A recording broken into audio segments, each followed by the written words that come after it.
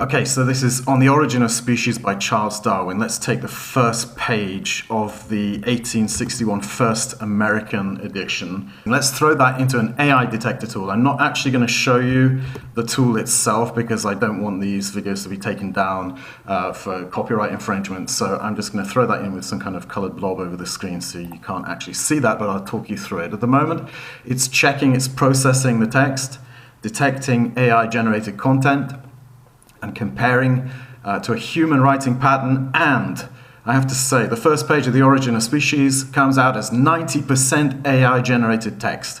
Incredible. Charles Darwin, what were you thinking? What were you thinking?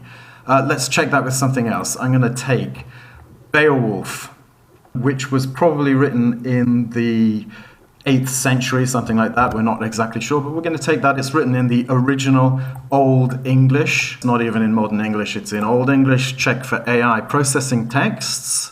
It is now detecting AI-generated content and comparing that to a human writing pattern. And Beowulf comes out as 88% AI-generated text. Evidently, they were using AI centuries and centuries ago. That's absolutely incredible.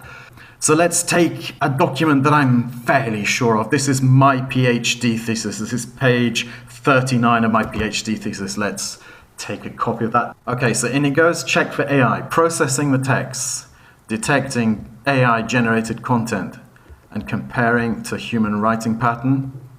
And my PhD thesis comes out as 88% AI-generated, and I wrote that in 1999. Evidently, this man has no integrity. I am so disappointed with myself. Well, of course, joking aside, there is a serious point to what I'm saying here. It depends on the AI tool that you use. Modern AI tools, ones published in the last year or so, are actually pretty good. And they manage to get 100% human for many of these documents, okay?